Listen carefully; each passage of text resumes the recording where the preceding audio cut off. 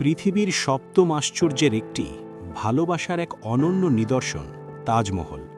প্রতি বছর লাখ লাখ মানুষ এর সৌন্দর্য দেখতে ভিড় জমায়।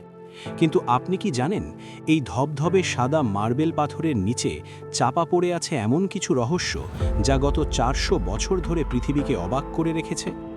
কেন তাজমহলের নিচের ২২টি ঘর চিরতরে সিল করে দেওয়া হয়েছে? কেন সরকার আজও সেই দরজাগুলো খুলতে ভয় পায়? আজ রহস্যের খোঁজে আমরা উন্মোচন করব তাজমহলের সেই অন্ধকার অধ্যায়। তাজমহলের মূল কাঠামোর নিচে এবং যমুনা নদীর সমান্তরালে রয়েছে ২২টি গোপন ঘর।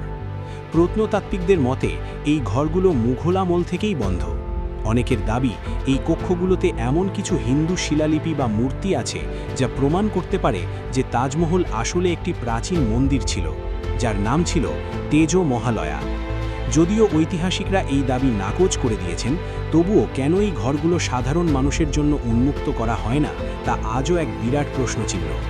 যমুনা নদীর ঠিক উল্টো পাশে মেহতাব বাগ নামক স্থানে কিছু কালো পাথরের ধ্বংসাবশেষ পাওয়া যায়। লোককথা প্রচলিত আছে যে সম্রাট শাহজাহান নিজের জন্য হুবহু একটি কালো তাজমহল বানাতে চেয়েছিলেন, যেখানে তার নিজের সমাধি থাকবে। কিন্তু তার ছেলে আওরঙ্গজেব তাকে বন্দী করায় সেই পরিকল্পনা আর বাস্তবায়িত হয়নি। এটি কি কেবলই একটি গল্প, নাকি আসলেই শাহজাহানের কোনো গোপন পরিকল্পনা ছিল? আধুনিক গবেষকরা অবশ্য মনে করেন ওগুলো আসলে সময়ের সাথে কালো হয়ে যাওয়া সাদা মার্বেলই ছিল।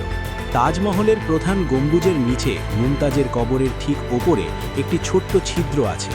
বলা হয় এখান থেকে বৃষ্টির পানি সরাসরি কবরের উপর পড়ে। কিন্তু আধুনিক ইঞ্জিনিয়ারিং দিয়েও এই ছিদ্রের উৎস খুঁজে পাওয়া যায়নি। এছাড়া একটি প্রচলিত গল্প আছে যে শাহজাহান ২০,০০০ শ্রমিকের হাত কেটে দিয়েছিলেন। যদিও এর কোনো শক্ত ঐতিহাসিক প্রমাণ নেই, তবু এই লোককথাটি তাজমহলের রহস্যকে আরও ঘনীভূত করে তোলে। তাজমহল কি শুধুই ভালোবাসার সমাধি, নাকি এর নিচে লুকিয়ে আছে কোনো প্রাচীন ইতিহাস যা আমাদের ধারণার বাইরে? আপনার কি মনে হয়? কমেন্টে আমাদের জানান। ভিডিওটি ভালো লাগলে লাইক দিন এবং এমন আরও রহস্যময় ভিডিও পেতে সাবস্ক্রাইব করুন রহস্যের খোঁজে। দেখা হবে আগামী পর্বে অন্য কোনো অজানার সন্ধানে।